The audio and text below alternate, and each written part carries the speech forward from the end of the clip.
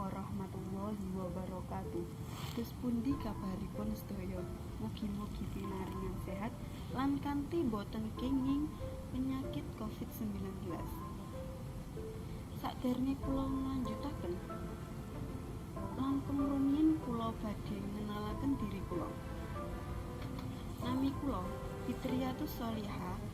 Kula mahasiswa pendidikan guru sekolah dasar wonten ing Universitas Trunajaya Madura. Wonten video niki kula badhe jelasaken bahayanipun Covid-19 kaliyan caranipun supaya boten ngantos ketularan Covid-19. Monggo kita simak video menika.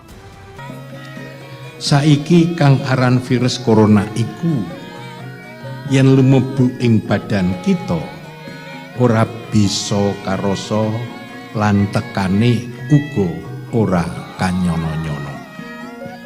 Kita kabeh kudu bisa njaga sehat, laku prihatin lan uga wajib ngecakake aturan baku saka sumber resmi pemerintah kang wis diumumake ing masyarakat.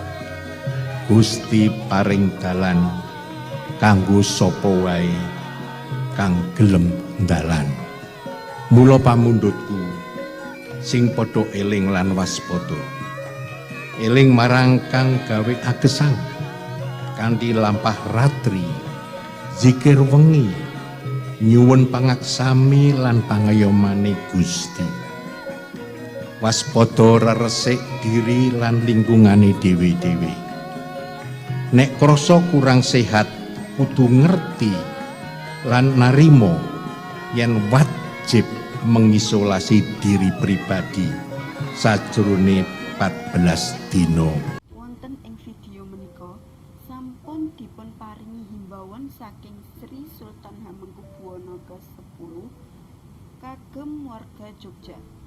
Nah, saking himbauan menika kita sedaya saged mundhut pelajaranipun inggih menika wabah virus corona patut dipun waspadai.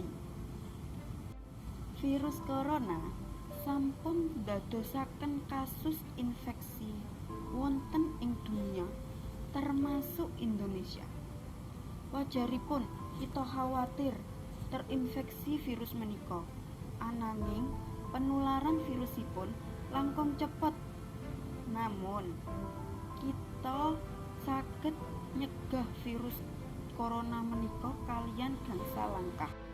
Nomor setunggal inggih menika rajin cuci tangan kaliyan sabun lan toya ingkang mili sakedhikipun 50 detik. Nomor kalih inggih menika ngindaraken demek mripat kaliyan tutuk kaliyan grono. Nomor 3 saumpama watuk kaliyan wahing supados ditutup kaliyan lengan bagian lebet utawi tisu lan damel masker. Nomor sekawan inggih menika ngindaraken keramaian utawi kasebut social distancing. Inggih menika jaga jarak 1 meter utawi luwih kaliyan tiyang lintu.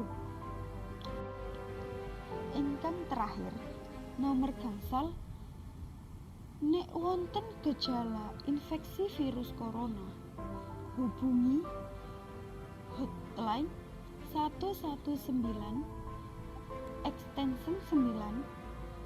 Inggal-inggal menika panjenengan sampun bantu nglawan Covid-19.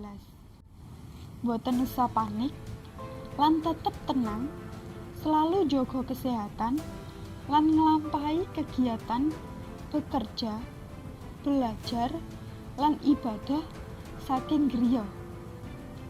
Akhiripun kula nyampeaken matur suwun kanthi ikhlas dumateng dokter lan perawat.